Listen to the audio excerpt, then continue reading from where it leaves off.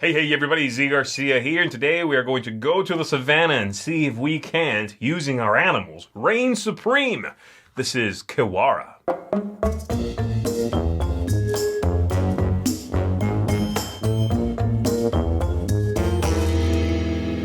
Kiwara here is a two-player, basically abstract game in which you're going to be taking turns putting out animal tokens on the board trying to control specific areas of that board. If you control the best ones, you get the most points, you are going to win the whole thing.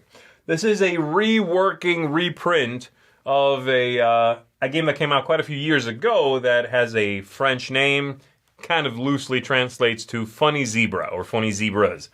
So this is a reworking of that with a little more content in it than that original game.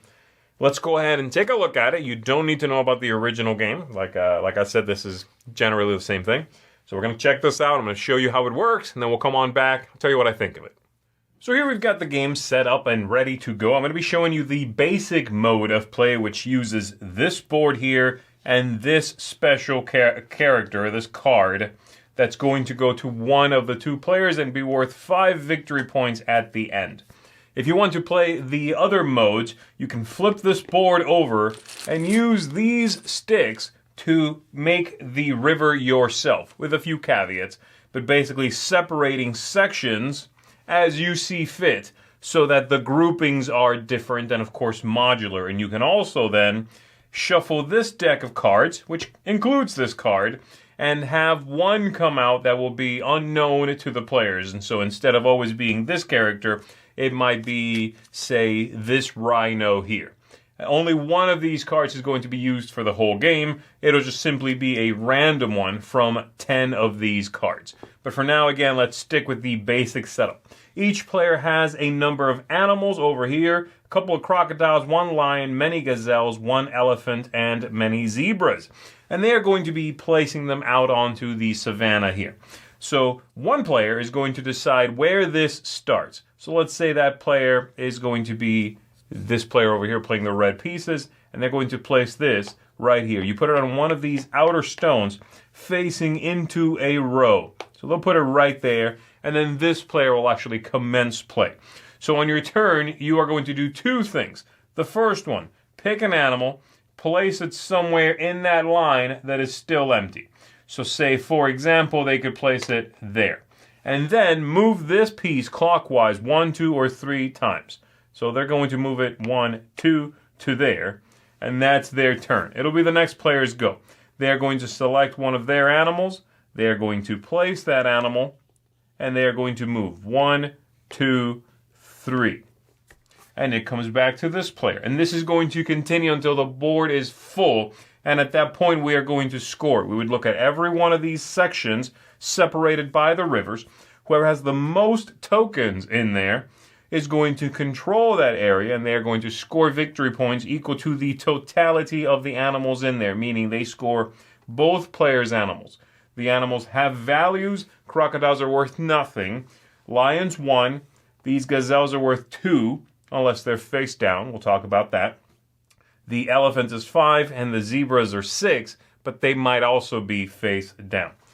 And that's the game. Also, whoever is the first one to complete a group, whichever group that may be, but as soon as one of these areas is completed, the player who puts in the last piece and completes it is the one who gets this card.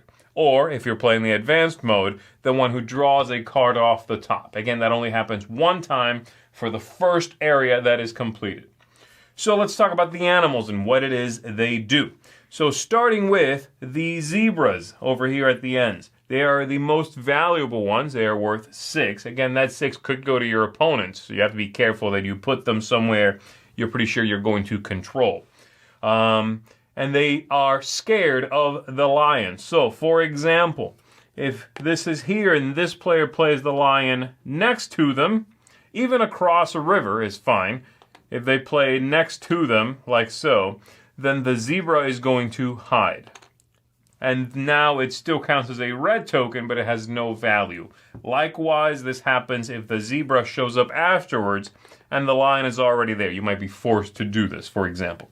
So if you're playing there and the lion is already there, you still have to come into play face down. Next, we are looking at the gazelle. I'm skipping over the elephant for a second. The gazelle has very similar rules, way less influential, only two. Also scared of the lion, the difference being when the gazelle is already on the board, and a lion comes into play, again, anywhere, even across a river, like so, then the gazelle, instead of hiding immediately, will go back to that player's pile, and they could be played again. If you are forced to play a gazelle next to a lion, then it will come into play face down. But the gazelle is able and nimble enough to get away if the lion shows up afterwards. The lion, I've already described, it affects the two others here. The crocodile is going after the gazelles. So if a crocodile shows up, it's a little more restrictive than the lion. It has to be across a river. The player who's playing the crocodile may choose to have the crocodile and a gazelle across the river switch places. Crocodile lunges, but the gazelle jumps over it, and they will switch places. And that is only when the crocodile comes in. If the gazelle shows up later, that does not happen. It's the player playing this crocodile that may trigger that ability. And then we've got the elephant. Very simple. The elephant is a guaranteed 5 points. It's scared of nothing. It can just come in. Nothing will affect it. It will affect nothing else. So there you go. 5 points, like I said. A few other things in here. This one allows you to kick something out. When you play, you can kick out an adjacent piece. And again, this is a one-time thing. If you gain this one, you get to draw 3 of these cards and keep one. This one here forces the player to play somewhere specifically, I believe. Let me double check that. I'm looking at the rule book here.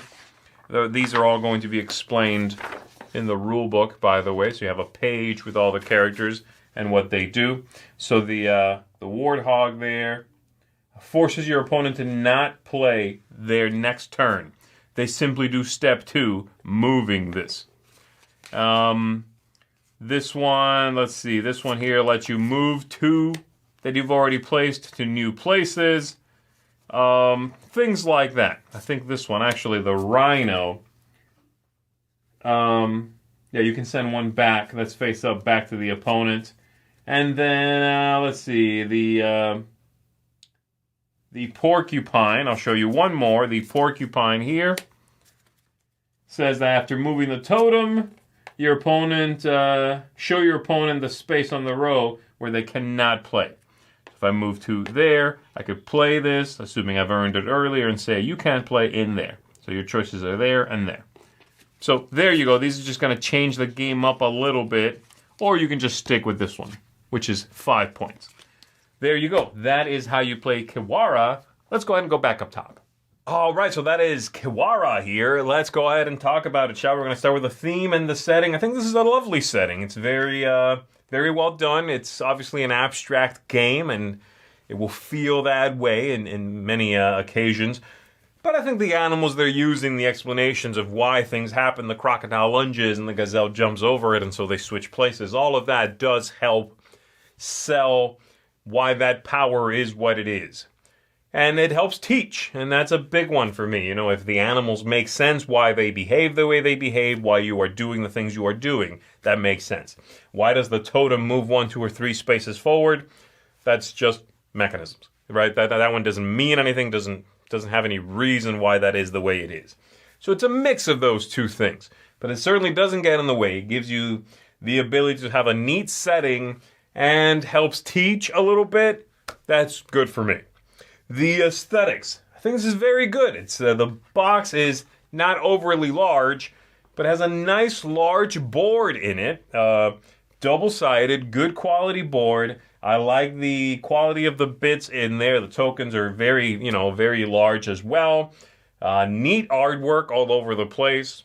Some of the iconography on the cards is a little iffy, but again, they're described in the rule book, which I'll talk about in a bit. It does leave a little bit to be desired, but generally, very good stuff when it comes to the aesthetics here.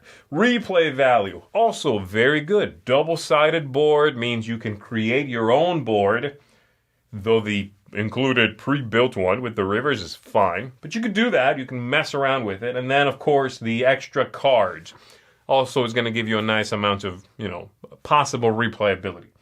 The original printing of this, if I'm not mistaken, I used to own that game. It's been many years now.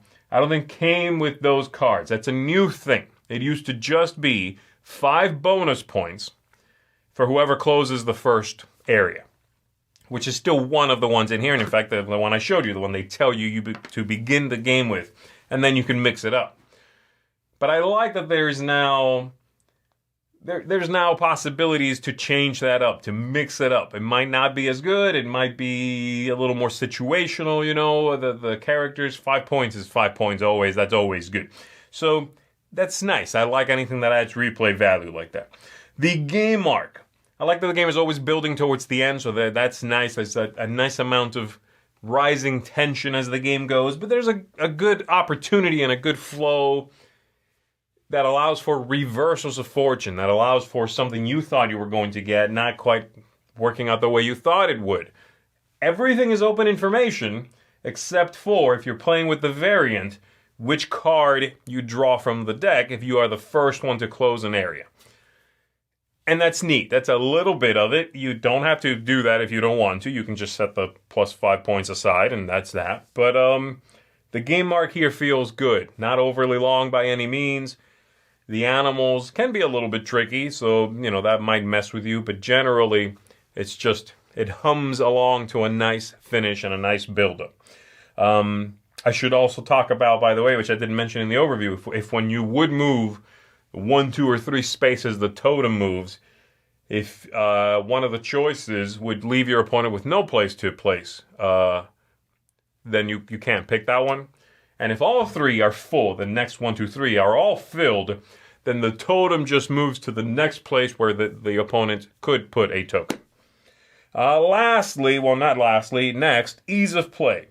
Some of the timing in this one is a little particular. I think some of the cards are a little bit tricky. I was going to come back to the rulebook. The rulebook is generally very well done, but I kind of wish a little more space had been dedicated to the special cards included, especially considering this is the only place they are, because these were not in the original printing. There is not a 1-to-1 there. So, so they're generally okay, but a couple of questions might arise from when exactly you can do these things. So I think a little more could have gone towards that part. The understanding that the animals and the timing, you might have to infer that the gazelle showing up after the crocodile does not trigger the switch. It doesn't specify that.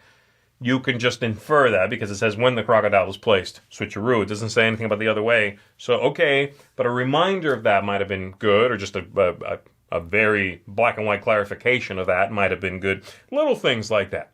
Generally not a problem, especially if you're learning the game from someone that already knows it and can teach it to you. But, it could have been a little bit stronger. And then lastly, tactics, luck, strategy. You have to be careful in this game that you don't end up hurting your own scoring. If you put out a lion somewhere and flip a zebra down and then end up controlling that area where the zebra was, you've just robbed yourself of victory points.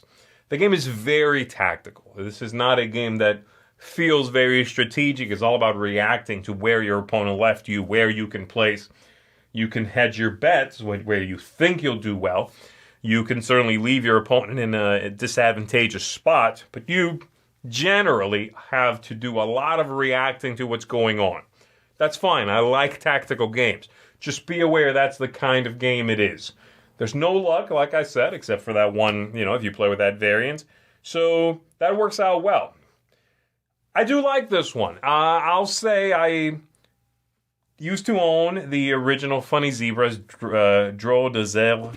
I'm not sure how you say that, but the French title. I liked it. I did end up getting rid of it, and in fact, before I did this, looked up what I rated it. I looked up on BGG, and I have it currently at a 6.5. So it's a game I enjoyed. It's one that I think kind of got squeezed out from there being too many two-player abstract-ish games. And a lot of games I kind of feel this way. This one isn't supremely innovative. But I do like this production better. I think this is a better look for the game. There's simply more content in it. It's larger, it's less fiddly than the other one. This is a great production here, and with a little more replayability. So this is going to jump up for me a little bit, and I'm going to give it a 7 out of 10. That means it gets a seal of approval, and I would definitely recommend this version if you are looking for an interesting, abstract-ish two-player game with a nice theme on it and some interesting animals and all of that stuff. So, yeah, this is cool. I like it. Kiwara is a good game if you enjoy this type of thing for just 2 players. Thank you very much, everybody, for checking this out with me. I hope you found it informational. My name is Zee Garcia, and I'll see you on the next one.